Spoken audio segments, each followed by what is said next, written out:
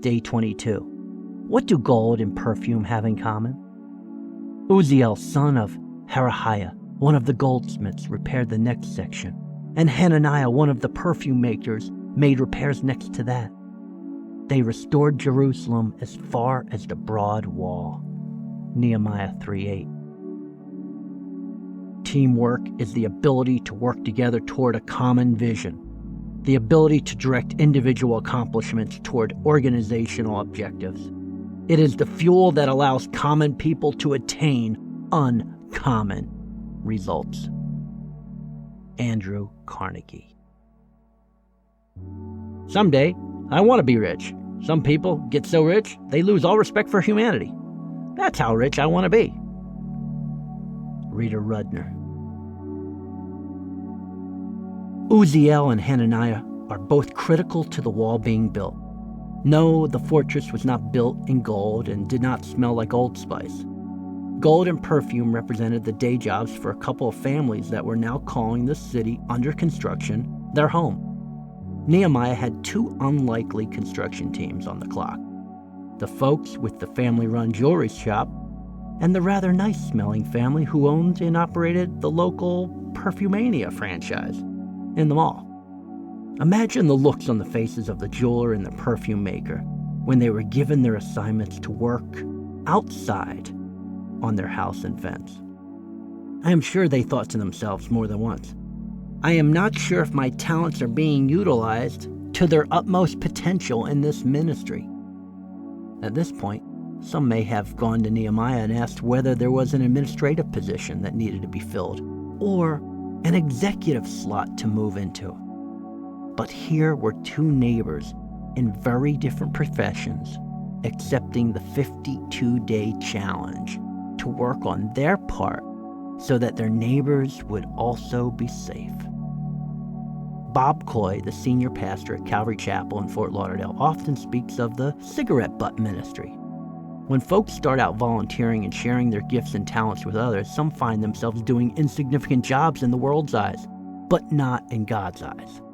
Every job working for the Lord is of equal importance. You may feel this whole downscaling deal is not what you were born to do. You might feel as if it is not your fault and you are absolutely not willing to live any differently to rebuild your wall. Or perhaps you have done everything you are going to do and God must do the rest. He hasn't asked you to make any more sacrifices. God knows that you enjoy and need your comforts. You can relate with the entrepreneur, jeweler, and perfumer. Handyman stuff is way beneath you. Nehemiah's business people could have felt the same way. But if they had, they would be dead.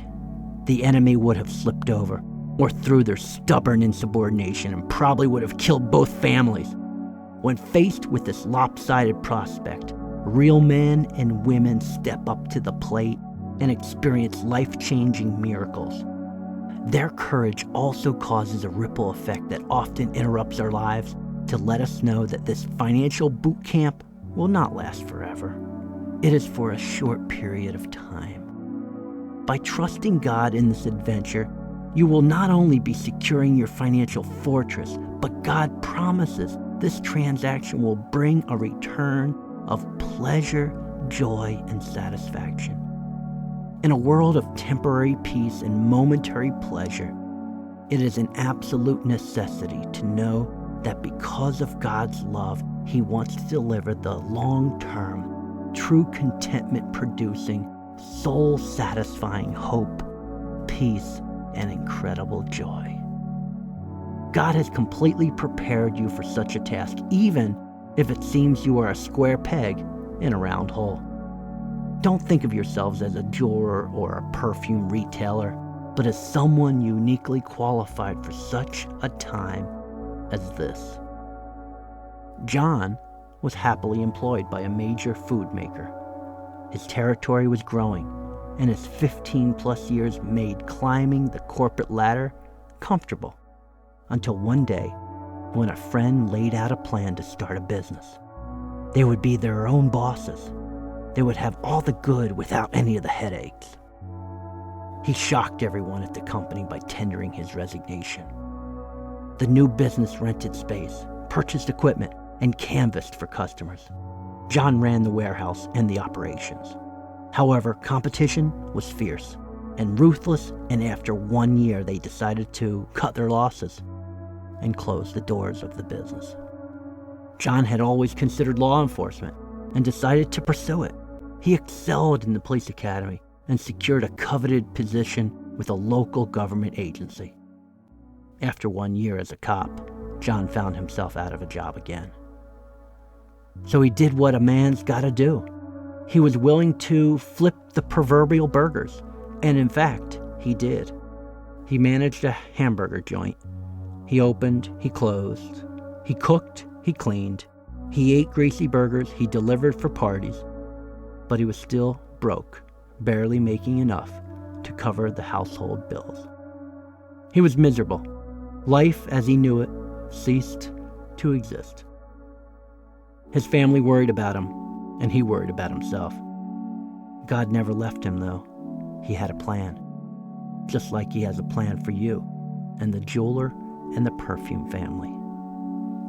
Tired, dejected, at the bottom, and still flipping hamburgers, John constantly looked for a new position that did not involve the smell of greasy meat and burnt fries. But with every interview came more rejection. Then he was called back for a position, completely over his head, one that would mean national sales and management responsibility. He was sure this was a big waste of time.